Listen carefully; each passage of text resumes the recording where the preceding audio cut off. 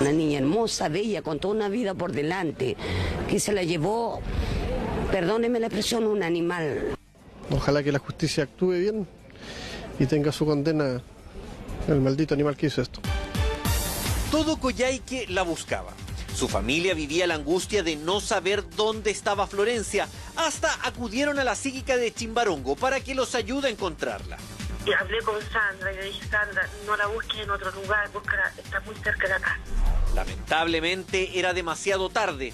10 años tenía la pequeña Florencia Aguirre, toda una vida por delante, pero que de un momento a otro se terminó. El sábado, tras una incesante búsqueda realizada por familiares, vecinos y amigos, el cuerpo de la pequeña era encontrado en la leñera de su casa, carbonizado y enterrado en una fosa que el autor confeso del hecho habría cavado. Solamente puedo decir, como familia vamos a estar tranquilos y vamos a exigir justicia por Florencia, por la pupi. Así que solamente eso, y que por favor respeten nuestros espacios. Su padrastro, Cristian Celestino Soto García, era detenido, trasladado hasta la PDI de Coyhaique, donde tras ser interrogado asumía la autoría del crimen. Había construido una coartada completa en torno a la desaparición y posterior muerte de Florencia, que ahora solo eran los antecedentes para una imputación por homicidio calificado. Los antecedentes que se expusieron y la calificación que ha hecho la Fiscalía, estamos hablando de un delito que merece una pena de crimen, en este caso de presidio mayor de su grado máximo, de sus perpetuos. Según el relato del propio imputado, todo comenzaba el pasado jueves. Soto García, pareja de la madre de Florencia, se juntaría con unos amigos. No terminó bien, asegura el imputado, pues habría bebido bastante, por lo que una vez que llegó a la casa, su mujer, que al otro día debía ir a trabajar al sector de la Junta, estaba ya acostada en la cama matrimonial con los dos más pequeños. Cristian, en tanto, decidió ir a dormir con la menor de 10 años. Una situación que al parecer era habitual, pese a que la niña no era su hija biológica. Por la pena de haber perdido a esa mágica niña, Florencia, una niña hermosa, bella, con toda una vida por delante, que se la llevó, perdóneme la expresión, un animal que la asesinó. Y espero que se haga justicia. La madre de Florencia se va a trabajar el viernes, en la mañana temprano. Antes de irse, entra a una de las piezas de la casa y ve al padrastro y la niña durmiendo juntos. Al parecer, eso no le llamó la atención, porque no habría sido la primera vez, pero ahora sería distinto. Inclusive cuando le arrendamos la casa, ella estaba feliz porque ella iba a tener su pieza. Y llegan a estas condiciones, no, terrible. Una vez en el sector de la Junta donde trabajaba la madre, Cristian se suponía cuidaba a los hijos, pero a eso de las 5 de la tarde le avisa a su pareja que Florencia no está. Con una coartada similar a la de otros casos, le dice a la mujer que la niña fue a comprar un almacén y desde ahí no ha regresado. La madre alerta a su familia para que comience la búsqueda. En ella se suman vecinos y prácticamente todo Coyhaique. Pero la niña nunca salió de la casa, al parecer, porque si no, no la habían encontrado en esta situación y menos en el patio de la casa.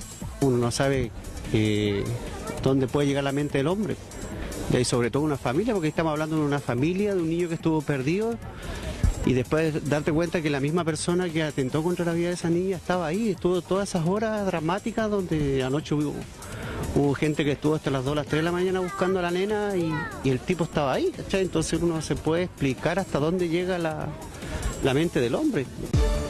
A tanto llegó la conmoción por la búsqueda de Florencia, que también participó en ella Isabel Cristina Ávila, la conocida psíquica de Chimbarongo, quien al ser consultada sobre el caso de Florencia sintió fuertes percepciones e incluso pensó que el lugar donde estaba la niña era cerca de su casa. Ahí hicimos contacto con la madre, con Sandra, y le dije que por favor me enviara las fotografías de la pequeña, de Florencia. Y es así como después suena el teléfono otra vez, sonó muchas veces, y hablé con Sandra y le dije, Sandra, no la busques en otro lugar, búscala, está muy cerca de acá.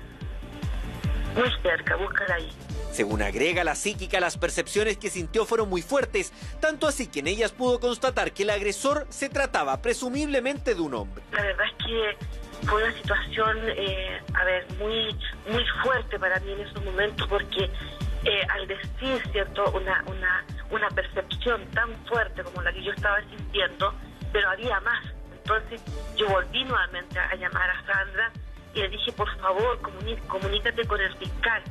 Entonces, lamentablemente, hay situaciones que yo no puedo hablar, porque si yo hubiese hablado en esos momentos que una persona le había hecho daño, yo creo que había entorpecido esa investigación que estaban haciendo las personas allá.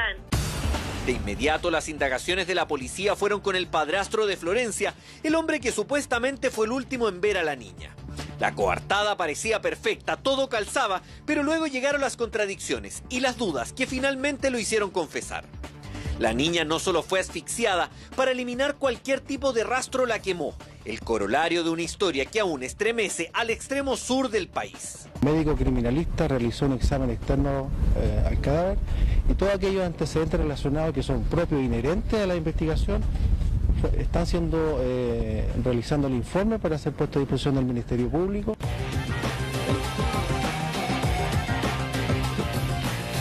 La formalización de cargos en el Tribunal de Garantía permitió conocer los detalles más horrendos de este dramático crimen, donde la pequeña Florencia fue sometida a la peor de las torturas. En el estrado, el único imputado por el hecho confesó su autoría, pero aún así la defensa desea realizarle exámenes al padrastro de la menor. O pudiese ser determinado en el futuro algún hallazgo psiquiátrico.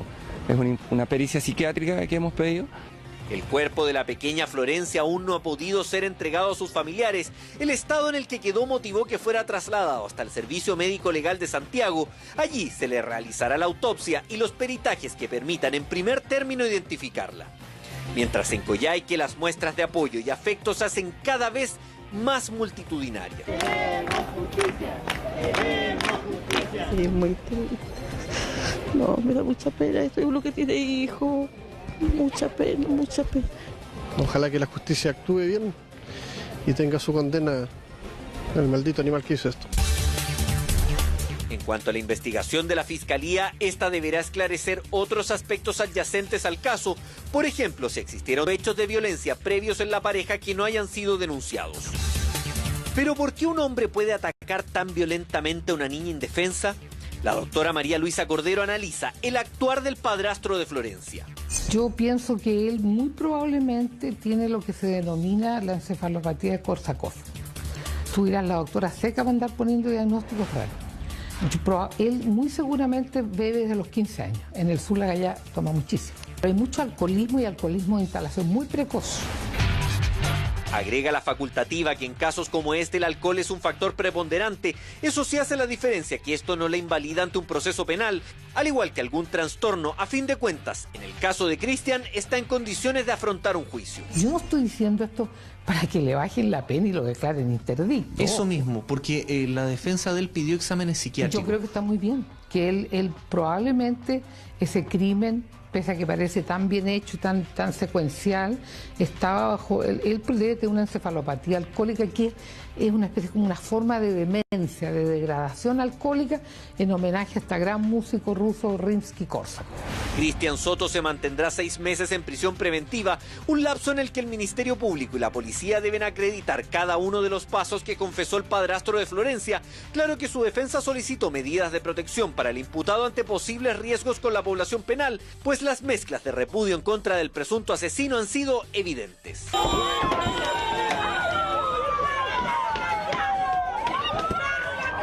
Se merece toda la pena del mundo el desgraciado. Deberían matarlo ese tipo. No merece vivir. Pero mientras eso ocurría en los accesos del Tribunal de Garantía, los familiares de Florencia asistían a una misa en honor de la pequeña. Allí las muestras de agradecimiento y el dolor eran patentes. Todos la recuerdan como una niña alegre que no debía haber fallecido en tan brutales circunstancias. Era una niña muy alegre, muy extrovertida, bien desordenada y picarona para las clases. Con la alegría que tenía, estaba siempre allí. Ha sido muy difícil para nosotros. La tuvimos muchos años con nosotros y la vamos a recordar siempre como la niña hermosa que fue. Tratar de comprender algo que es incomprensible, exigir justicia, estar atento a nuestros niños y niñas, saber que Florencia fue una niña buena, una niña espectacular. Su familia aún no puede creer lo que sucedió, como un hombre al que le entregaron confianza y que vivía bajo el mismo techo que la pequeña pudo haber realizado un acto tan macabro, tan brutal, tan difícil de comprender. Solamente puedo decir que como familia vamos a estar tranquilos y vamos a exigir justicia por Florencia, por la pupi. Las pericias en el caso continuarán. En Santiago, eso sí, mientras en Coyhaique la familia de Florencia inicia un extenso duelo que difícilmente terminará con la entrega del cuerpo para realizar las ceremonias fúnebres. Impactante todo lo que estamos viendo, la verdad que inexplicable, es insólito, es doloroso, no sé qué se puede comentar, inspector, porque nos encontramos nuevamente con un hombre que no solamente es un asesino, es malo, sino que además tiene la capacidad de mentir descaradamente, participó de la búsqueda de esta niñita y está enterrada en el patio. No, eso no es primera vez que hemos visto la presencia de un padre o padrastro o autor de homicidio que participa livianamente, descaradamente, incluso frente a los medios de comunicación. Eso es lo que... Claro, o sea, ya se está convirtiendo casi en una cosa repetida en Chile. Entonces, por eso después uno duda de todo. A mí me llamó la atención de esa parte, la cosa psicológica y la deducción policial que me encantó. Después la supe en recuerda. Uno de mis colegas se dio cuenta de que este señor tenía los zapatos en buen chileno embarrados, que tenía un barro reciente. Entonces lo miró mucho y no le veía una explicación a eso porque él no había salido de la casa.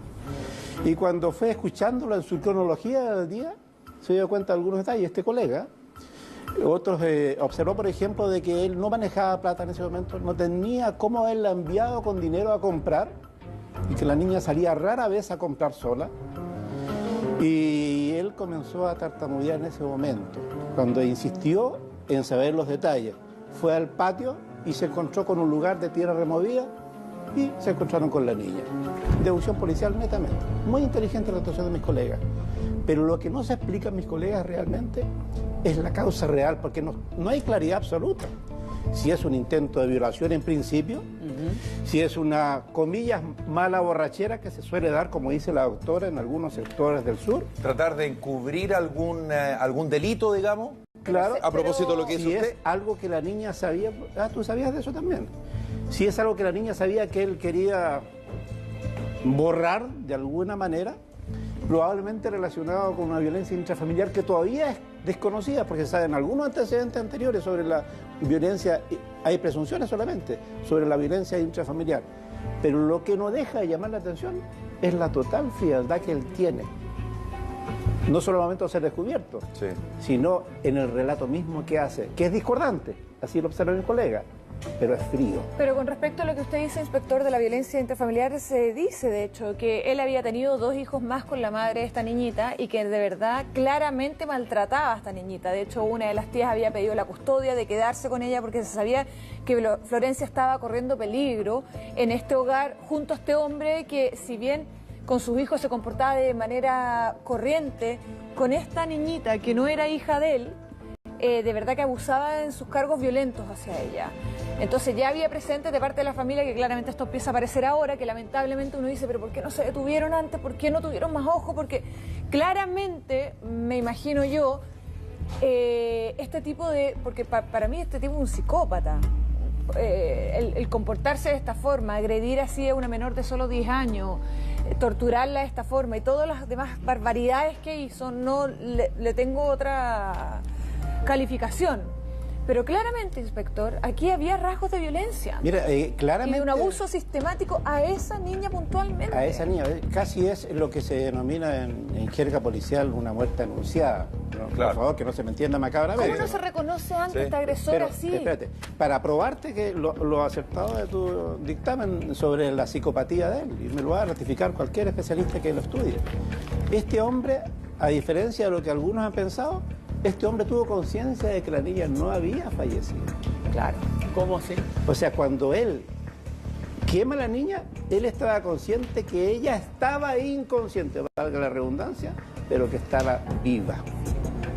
Y eso nos deja claro de que la frialdad de él sobrepasa todos los márgenes razonables. Algunos se preguntaron, ¿en ese momento estaba muy borracho? No, en ese momento ya la borrachera había pasado. Lo hemos hablado, estaba en sus 5 sentidos. estaban sus 5 Es que lo sentidos. hemos hablado, inspector, muchas veces de hecho con Alex Dropenman, el psicólogo psiquiatra en realidad, que él dice que generalmente estas personas con este tipo de personalidad, de hecho estamos con una corresponsal para hablar de eso y de sus características, generalmente cuando les molesta a alguien, necesitan sacarlo del camino y no son conscientes de la barbaridad que están haciendo. Pero tampoco lo justifica, por supuesto, al contrario. Vamos a tomar contacto justamente con Daniela Rold, corresponsal de Chilevisión Noticias en Coyhaique, para preguntarte, Daniela, ¿cuáles son las características psicológicas? ¿Qué se sabe con anterioridad a este macabro hecho por parte del señor Cristian Soto, que hoy día además está siendo amenazado, obviamente, en la cárcel? Daniela, buen día. Hola, buenos días, Rafael. Efectivamente, aquí Coyhaique conmocionado completamente por lo sucedido con esta pequeña. Tenemos que recordar que el día viernes una familia la buscaba de manera desesperada y apareció fallecida el día sábado.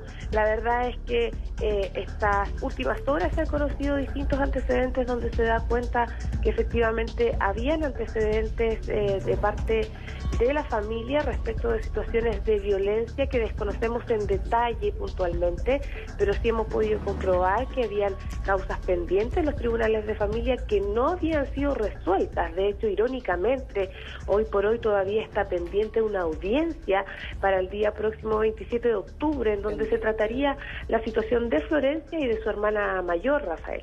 Me encantaría saber eso, qué características sabemos de este psicópata, de este enfermo, este padrastro, de este asesino. Se presentaba comúnmente o tradicionalmente como un hombre tranquilo, sin embargo no vemos algo absolutamente distinto en los hechos. ¿Qué se sabe al respecto? ¿Tenía antecedentes previos? ¿Qué se sabe de él? Sí, efectivamente, durante el día sábado se pudo comprobar, luego de que este hombre el día viernes en la noche hiciera la denuncia, que tenía, por ejemplo, una situación pendiente, un encargo por agresiones, no específicamente a personas ni de violencia intrafamiliar, sino que agresiones a la propiedad y contra terceros, digamos. Una persona que aparentemente no tenía rasgos violentos en el ámbito público, pero distinto en lo privado, por antecedentes que hemos podido conocer ahora, recientemente. Cuéntanos un poco de esos antecedentes, Daniela. Antecedentes que solamente dan cuenta de violencia intrafamiliar que no han sido detalladas hasta el momento. La verdad es que sabemos que habían habido agresiones posiblemente a la hermana mayor ya de Florencia, razón por la cual, por ejemplo, la familia, una tía de esta pequeña, tenía la tutela. Y también se estaba solicitando la misma figura para Florencia, manera de poder sacarlas de este círculo familiar. ¿Florencia no vivía con ellos? No, la hermana mayor. La hermana mayor no vivía. Sí. Perfecto. Pero, ¿es efectivo que ya se estaba solicitando también la tutela de Florencia? Así es, estaba pendiente justamente esa situación. Lo que te comentaba, Rafael, que para este próximo 27, por ejemplo, todavía está pendiente la resolución de una audiencia donde se tratarían posiblemente la tutela de Florencia. Disculpe, tenemos una consulta. ¿La audiencia era de cuidado personal o era de vulneración de derechos? No tenemos el detalle en este momento. Sabemos que existe probablemente ambas situaciones. De hecho, ya existía una medida de protección respecto de los dos medio hermanos menores de Florencia, efectivamente por vulneración de derechos. Daniela, una pregunta. ¿Estas denuncias las hacía la familia de la madre de estas niñitas o lo hacía directamente la madre? La familia de la madre de estas pequeñas. Y ella, encabezaban. Por lo que ustedes tienen información y antecedentes, ella estaba más bien sometida ante, no sé, los hechos de violencia, entregada en realidad, sumergida en esta relación con este hombre violento al lado. ¿Qué saben ustedes de la dinámica también que tenían? No tenemos hechos concretos, pero sí sabemos de manera fehaciente que la madre no había hecho ningún tipo de denuncia. Sí, por otra parte lo había hecho la familia, la abuela y la tía de los menores, quienes estaban efectivamente muy preocupados por el cuidado de los pequeños, así que ya tenían en su poder a la hermana mayor de Florencia para su resguardo personal, y lo mismo intentaban hacer con los demás pequeños de esta casa. Daniela, ¿y habían antecedentes de violencia en contra de la madre de Florencia? No. ¿Se había dicho algo respecto a que ella, como de alguna manera concluimos, estaba un tanto sometida a esta rutina de violencia, por decirlo de alguna manera? Efectivamente hay comentarios que dan cuenta de que esta mujer vivía permanentemente en situación de violencia respecto a esta pareja, que no había denunciado, que no había tomado acciones concretas respecto de modificar, digamos, su situaón familiar. Daniela, déjame preguntarle algo más curioso, ¿no? Y lo más probable es que usted tenga antecedentes al respecto. Me dicen que en realidad este crimen tuvo algo de planeado, a lo mejor demasiado planeado, que estaba el famoso bidón en un lugar estratégico, la pala también estaba en un lugar estratégico esperando el momento en que la niña iba a ser llevada allí. Nada más faltaba el día y la hora, y el día llegó y la hora llegó. Entonces estaríamos en presencia en realidad ahí de un crimen que tiene suficiente antelación en la mente de él. ¿Usted ha sabido algo al respecto? La verdad, inspector, nosotros no hemos escuchado algo al respecto. Los testimonios que hemos podido recoger dan cuenta de una efectiva situación de violencia que se vivía al interior de esa casa habitación, pero no así de hechos efectivamente planificados. Entendemos que fue muy casual el hecho de que la madre no estuviera ese día en la casa por situaciones laborales, se tuvo que trasladar a otra ciudad de la región, pero no era un hecho habitual que ella dejara completamente solo a los niños con este padre. Solamente en esta ocasión ella había podido viajar, producto de que también ella tenía a su cargo dos otros pequeños menores que Florencia. Por lo tanto, ella, si bien es cierto, trabajaba a diario, volvía también a diario a su casa, digamos, ¿no? Daniela, sí. Claro, ese habría sido el momento, la hora y el momento esperado, pero una cosa más, cuando comienza esta búsqueda, ustedes sin duda se enfrentaron con este sujeto, lo tuvieron cerca y lo vieron, no sé si implorando, conversando, animando a que se buscara. ¿Cuál fue la relación que tuvieron con él? ¿Ustedes maliciaron en algún momento que había algo extraño en la presencia de él ahí? La verdad es que lo más extraño puede ser que tuvimos ahora altas horas de la noche del día viernes el llamado de la familia, más bien de la tía y de la abuela, pero no así de este padrastro. Nosotros los antecedentes que se conocen dan cuenta de que él estaba, no precisamente era la persona más desesperada en la búsqueda, digamos. Eso ya es algo que él llamó a Carabineros. Fue él quien llamó a Carabineros diciendo que se había perdido la niñita. ¿Fue así? Sí, pero ese antecedente no es tan cierto, en el sentido de que ese llamado fue luego de que la madre alentara a la familia y luego de que la familia también presionara en la búsqueda. En ese momento, Daniela, él realiza la denuncia de Carabineros, y solamente de manera telefónica. ¿Y dónde estaba la madre en ese momento? La madre en ese momento estaba fuera de Coyhai, que se trasladaba de retorno ya a su casa. ¿Y la actitud de la madre, Daniela, cuál fue? ¿Fue una madre afligida en la búsqueda, lloraba, se veía descompuesta o bastante indiferente? Sí, la verdad es que la madre estaba bastante destrozada y muy preocupada a la distancia por la menor, una vez que conoció los detalles de la ausencia de esta niña, cuando este hombre, recordemos, dio cuenta de que la pequeña desde las 5 de la tarde no tenía conocimiento de ella. Esta madre estaba alrededor de 400 kilómetros lejos de Coyhai, entonces ella se contacta con la familia que sí estaba aquí en la ciudad para que pudieran iniciar la búsqueda después de las 6, 7 de la tarde, digamos. Pero ¿y él que él la consolaba, le decía que iba a aparecer muy luego su hija? ¿Cuál era la situación de él? ¿O despistaba con alguna teoría, como suele ocurrir, ¿no es cierto?, que se envía la policía en otra dirección? La verdad es que él bastante perdido en esto, trataba de apoyar, pero no mostraba mayores sentimientos respecto de sí, como sí lo hacían otras personas de la familia que estaban muy desesperados buscando a la pequeña. De hecho, hace muy poco tiempo atrás en la ciudad de Coyhaique se había perdido ya una menor. Por lo tanto, la comunidad, el entorno familiar relacionaron efectivamente este hecho y salieron de manera desesperada a buscar a esta pequeña hasta altas horas de la madrugada del día sábado, donde continuaron la búsqueda, digamos. Y esta persona, a diferencia de otra parte del círculo familiar, se manifestaba bastante más calmada, por decirlo de alguna manera. ¿Saben qué me pasa? Que yo no puedo pasar por alto, claramente todos estamos indignados como país, me imagino que Coyhaique está súper golpeado como ciudad, por el caso Navila, por el caso que tú dices de esa niñita que había desaparecido y ahora por el caso Florencia, pero no podemos pasar por alto la negligencia también de nosotros, de repente las mujeres, de por estar en una relación, por estar tratando de formar esta familia, pasamos por alto la violencia a la que estamos siendo sometidas. No nos damos cuenta que por tener este hombre quizás proveedor o este hombre que nos hace compañía, aguantamos tantas cosas sin ni siquiera ver la proyección que puede llegar a tener esto. Hoy día estamos viendo una niñita que fue asfixiada, quemada, enterrada en el patio de su casa por el padrastro, que ya se sabía y tenía antecedentes de maltrato, y hoy día vemos una niñita de 10 años que lo sufrió,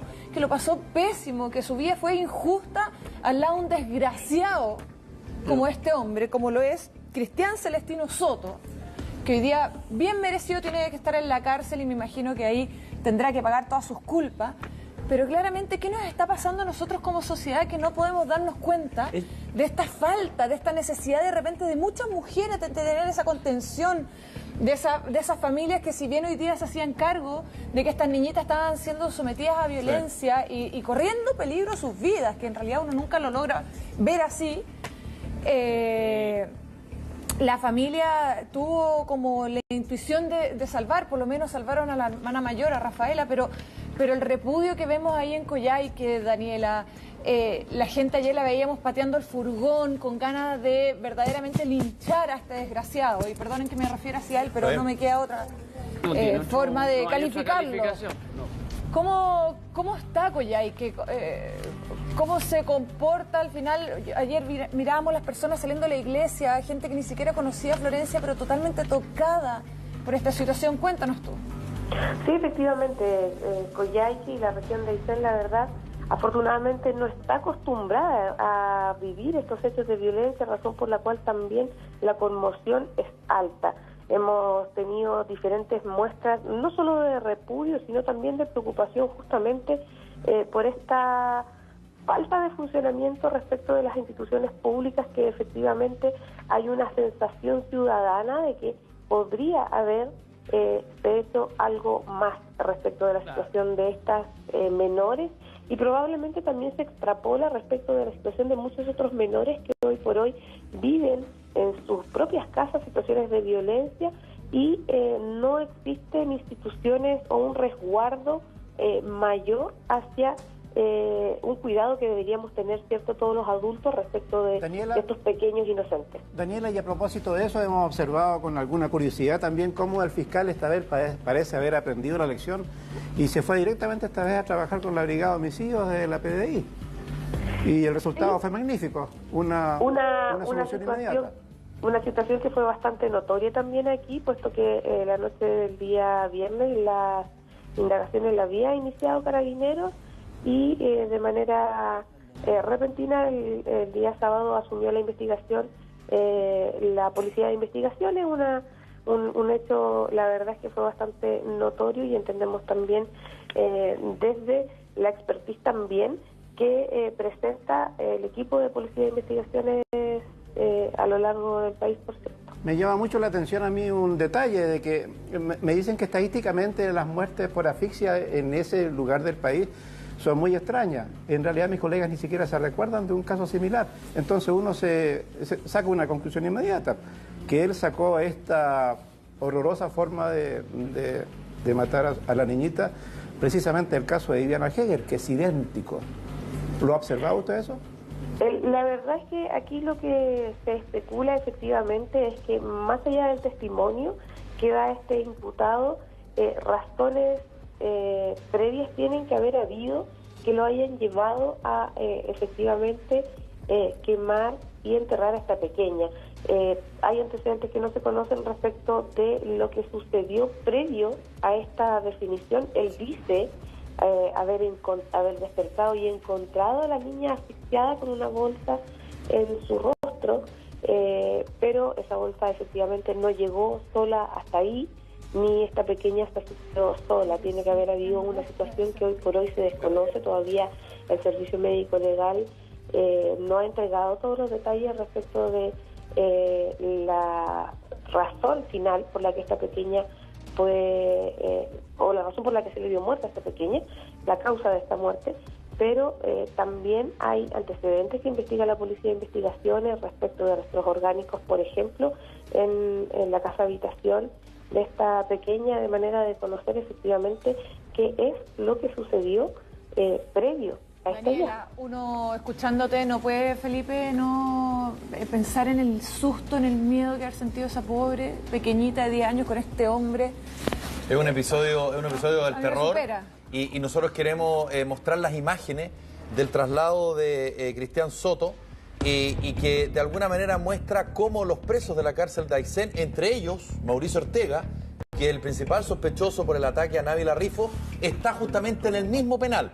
Pongan atención porque ya Cristian Soto ha recibido amenazas de muerte por parte de los reos que están en ese penal. Escuchemos, por favor.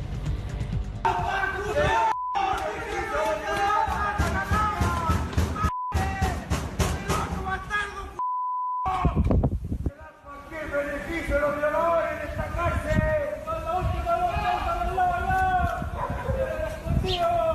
¡Calle Independencia! Bueno, este audio lo entregó para, por supuesto, los medios de comunicación y lo alcanzan ustedes a escuchar el radio de Genial de Coyhaique. Y además de toda la reacción que hubo dentro del penal, para que ustedes más o menos empiecen a entender de alguna manera también el tenor de esta brutalidad, porque las personas que están privadas de libertad, muchas de esas personas han cometido delitos y delitos brutales. Pero cuando los detenidos, las personas que están privadas de libertad, reaccionan de esa manera frente a este asesino, ahí uno más o menos también logra entender, Karina, el tenor de lo que significa la brutalidad de lo que estamos viendo. Suele ocurrir que, inspector, cuando hay violadores de menores, ¿no es verdad? Cuando hay asesinos de menores, la reacción es esta, pero este tipo yo creo que le va a generar un problema serio a Gendarmería porque de verdad que